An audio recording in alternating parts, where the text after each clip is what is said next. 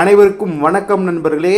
இன்றைக்கு முக்கியமான பல செய்திகளை நம்ம பார்க்க போகிறோம். அதற்கு முன்னதாக நீங்கள் நம்மளோட சேனலை இன்னும் சப்ஸ்கிரைப் பண்ணாமல் இருந்தால் சப்ஸ்கிரைப் பண்ணிக்கோங்க, லைக் பண்ணுங்கள், பெல் ஐக்கனை கிளிக் பண்ணுங்கள். தொடர்ச்சியாக நம்மளோட சேனலுக்கு நீங்கள் ஆதரவு தாங்க. அப்படின்னா தான் நீங்கள் எதிர்பார்க்குற மாதிரி பல்வேறு விதமான செய்திகளை நான் உங்ககிட்ட கொண்டு வந்து சேர்க்க முடியும். ஸோ அதனால் நம்மளோட சேனலை சப்ஸ்கிரைப் பண்ணி சப்போர்ட் பண்ணுங்கள் நண்பர்களே. இப்போ வாங்க நம்ம செய்திகளை பார்க்க ஆரம்பிப்போம்.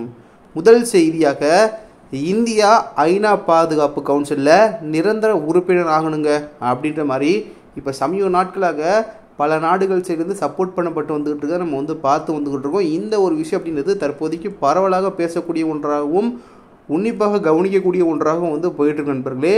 இப்படிப்பட்ட இந்த ஒரு சூழலில் இப்போ புதிதாக ஒரு நாடு சப்போர்ட் பண்ண ஆரம்பிச்சிருக்காங்க. அது வேறு எந்த நாடும் கிடையாது நண்பர்களே, நம்மளுடைய நெருங்கிய நண்பரான ரஷ்யா தான் நண்பர்களே. என்னன்னா, ஐநா பாதுகாப்பு கவுன்சிலில் நிரந்தர இடம் பெற வேண்டும் என்கின்ற இந்தியாவோட நீண்ட நாள் கோரிக்கைக்கு முக்கியமான ஆதரவாக ஒரு வலுவான சப்போர்ட்டாக நமக்கு இப்போ ரஷ்யா துணை நின்றுருக்காங்க. அதாவது ரஷ்யா அதனுடைய ஆதரவை வெளிப்படுத்தியிருக்காங்க.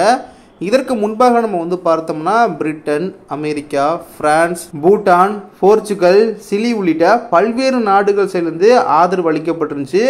இந்த ஆதரவை தொடர்ந்து தற்போது நம்மளுடைய நெருங்கிய நண்பர் ரஷ்யா இப்போது ஆதரவை தெரிவிச்சிருக்காங்க. இது தொடர்பாக ஐநா பாதுகாப்பு கவுன்சிலில் ரஷ்யாவோட வெளியுறவுத்துறை அமைச்சர் செர்கை லாவ்ரோவ் அவங்க உரையாற்றிருக்காங்க நண்பர்களே. என்ன உரையாற்றிருக்காங்க அப்படின்றத பார்த்தோம்னா, நியாயமான உலக ஒழுங்கை உருவாக்கும் விதங்களில் உலகின் தெற்கு நாடுகளின் பிரதிநிதித்துவத்தை அதிகரிக்கணுங்க. குறிப்பாக பிரேசில் மற்றும் இந்தியா போன்ற நாடுகளோட நிலைப்பாட்டையும் ஆப்பிரிக்கா ஒன்றியத்தின் அறியப்பட்ட முன்மொழிவுகளையும் ஆதரிக்கிறோம் அப்படின்ற மாதிரி தெரிவிச்சிருக்காங்க. இந்த ஒரு விஷயம் இப்போ கவனிக்கக்கூடிய ஒன்றாக மாறி இருக்கு.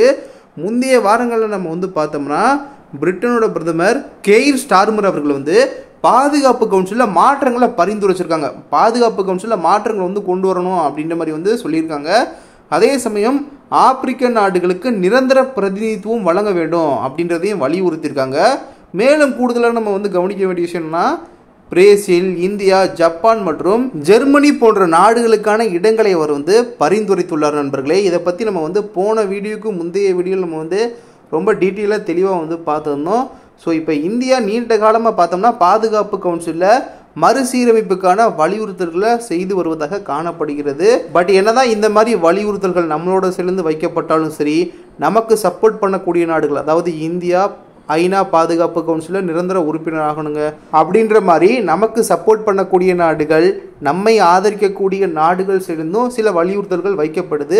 இந்த வலியுறுத்தல்கள்லாம் நடைமுறைப்படுத்தப்படுதா அப்படின்றத பார்த்தோம்னா அது ஒரு மிகப்பெரிய கேள்விக்குறியாக தான் இருந்துகிட்டு இருக்கு. பட் இனி வருங்காலங்களில் அது பெரிய அளவிற்கு மாற்றங்களை ஏற்படுத்தும் அப்படின்றத நம்ம உறுதியாக நம்பலாம். ஏன்னா இப்போ முன்பை காட்டிலும் இப்போ பல நாடுகள் தொடர்ச்சியாக பல கோரிக்கைகளை முன்வைக்க ஆரம்பிச்சிருக்காங்க. இதனால் பெரிய அளவிற்கு இனி வருங்காலங்களில் மாற்றங்கள் ஏற்படும் அப்படின்றத நம்ம பொறுத்திருந்து வெயிட் பண்ணி எதிர்பார்க்கலாம். நிச்சயமாக மாற்றங்கள் நிகழும் நண்பர்களே.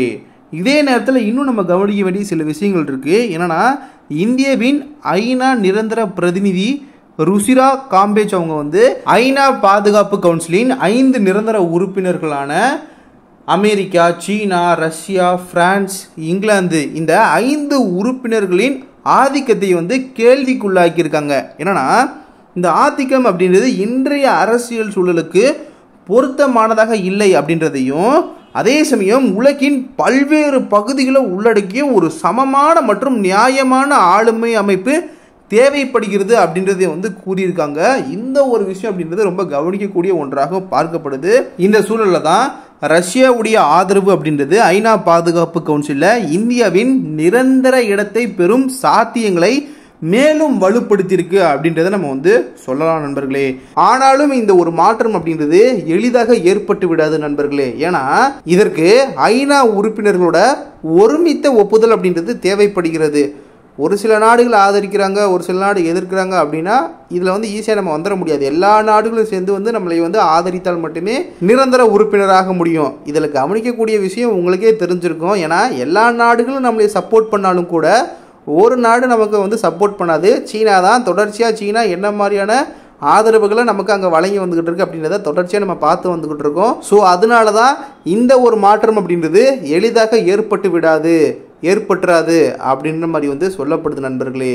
இதே நேரத்தில் இந்த உலக சமூகம் முக்கிய பிரச்சனைகளை எதிர்கொண்டு வந்துகிட்டு இருக்க இந்த காலகட்டங்களுக்கு மத்தியில் பாதுகாப்பு கவுன்சிலில் மாற்றங்களுக்கான அழுத்தங்கள் அப்படின்றது மேலும் மேலும் அதிகரித்து கொண்டே இருப்பதாக காணப்படுகிறது. இனி வருங்காலங்களில் இன்னும் கூடுதலாக அதிகரிக்கும் அப்படின்ற மாதிரி வந்து சொல்லப்படுகிறது. ஏன்னா ஐநா பாதுகாப்பு கவுன்சிலில் நிரந்தர உறுப்பினராக இருக்கக்கூடிய இந்த 5 நாடுகள் மட்டும் போதாது, இனி வருங்காலங்களில் இவற்றோட எண்ணிக்கையை அதிகரிக்க வேண்டும், இன்னும் சில நாடுகளில் இணைக்க வேண்டும் அப்படின்ற மாதிரி இப்போ நிரந்தர உறுப்பினராக இருக்கக்கூடிய சில நாடுகளிடமிருந்து வலியுறுத்தல்கள் முன்வைக்கப்பட்டு வந்துகிட்டு இருக்கு. அதனால இனி வருங்காலங்களில் பெரிய அளவிற்கு மாற்றங்கள் ஐநா பாதுகாப்பு கவுன்சிலில் நிகழும் அப்படின்ற மாதிரி எதிர்பார்க்கப்படுகிறது நண்பர்களே.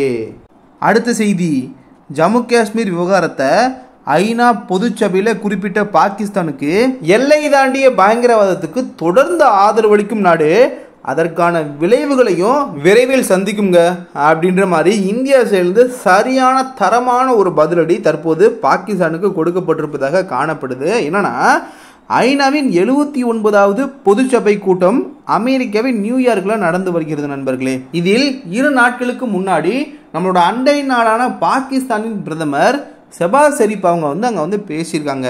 அப்போ ஜம்மு காஷ்மீர் விவகாரம் தொடர்பாக கருத்துக்களை வந்து வெளியிட்டிருக்காரு. பாலஸ்தீனத்தில் நடக்கும் அட்டூழியங்களை போல ஜம்மு காஷ்மீரும் நடக்குதுங்க. ஜம்மு காஷ்மீருக்கான சிறப்பு அந்தஸ்தை 2019 நீக்கியது சரியான நடவடிக்கை இல்லைங்க அப்படின்ற மாதிரி சொல்லியிருக்காங்க.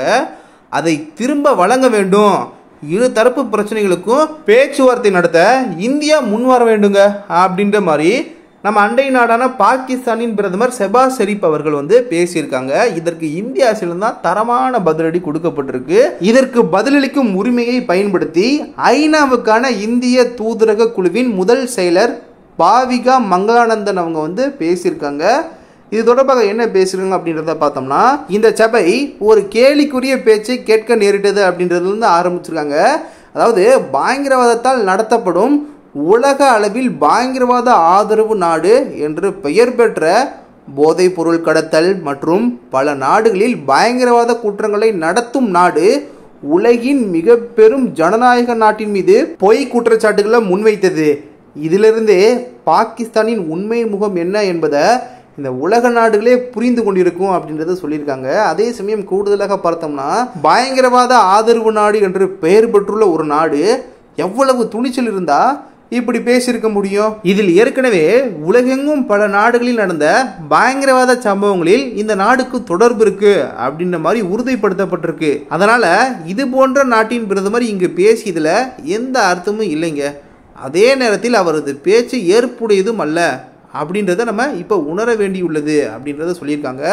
தொடர்ந்து பொய்களை மட்டும் வந்து பேசி உண்மையை மறைக்க பாகிஸ்தான் முயற்சி செய்து வருவது நமக்கு நன்கு தெரியுது. இப்படியே தொடர்ந்து பொய்களை கூறுறதுனால உண்மையை மாற்ற முடியாது. எங்களுடைய நிலைப்பாடு அப்படின்றது மிகவும் தெளிவாக உள்ளது அப்படின்றத வந்து சொல்லியிருக்காங்க.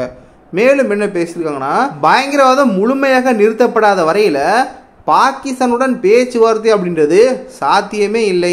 அதே சமயம் பயங்கரவாதத்துடன் பேச்சுவார்த்தை நடத்த நாங்கள் தயாராக இல்லை அப்படின்றத சொல்லியிருக்காங்க. குறிப்பா அந்த நாட்டில் மனித உரிமைகள் எந்த அளவுக்கு மீறப்படுகிறது, சிறுபான்மையினர் மீது எந்த அளவுக்கு தாக்குதல் நடத்தப்படுகிறது என்பது உலகத்திற்கே தெரிந்த விஷயம். இவ்வளவு மோசமான பின்னணியில் உள்ள நாடு அமைதி குறித்தும் பயங்கரவாதம் குறித்தும் பாடம் எடுப்பது மிகவும் கேலிக்குரியதாக உள்ளது அப்படின்ற மாதிரி பேசியிருக்காங்க. இந்தியா சேர்ந்து இப்போ ஒரு தரமான பதிலடி பாகிஸ்தானுக்கு கொடுக்கப்பட்டிருக்கிறதாக காணப்படுகிறது. அதே சமயம் இந்தியாவின் பேச்சு ஆதாரமற்றது என பதிலளிக்கும் உரிமையை பயன்படுத்தி பாகிஸ்தான் கருத்து தெரிவித்துள்ளதாகவும், ஜம்மு காஷ்மீர் தொடர்பாக பொதுமக்கள் கருத்து கணிப்பை நடத்த வேண்டும் என்று கூறியுள்ளதாகவும் ஐநா பாதுகாப்பு கவுன்சில் தீர்மானம் தெரிவிக்கிறது நண்பர்களே. சரி, ஓகே நண்பர்களே, அவ்வளவுதான் இன்றைய செய்தி. இன்றைய வீடியோவின் நிறைவு பகுதியில் நம்ம இருக்கோம். இந்த வீடியோ இன்ஃபர்மேட்டிவாக இருந்தால் மறக்காம நம்மளோட சேனலை சப்ஸ்கிரைப் பண்ணுங்க, லைக் பண்ணுங்க, பெல் ஐக்கனை கிளிக் பண்ணுங்க. தொடர்ச்சியா நம்மளோட சேனலுக்கு சப்போர்ட் பண்ணுங்க நண்பர்களே. இந்த வீடியோ உங்களுக்கு மிகவும் பயனுள்ளதாக இருந்தால் உங்களுடைய நண்பர்களுக்கும் ஷேர் பண்ணுங்க, அவங்களும் பார்த்து தெரிஞ்சுக்கிட்டோம். நாளைக்கு இன்னொரு புது வீடியோல நான் உங்ககிட்ட வந்து பேசுறேன். நன்றி நண்பர்களே. ஜெய் ஹிந்த்.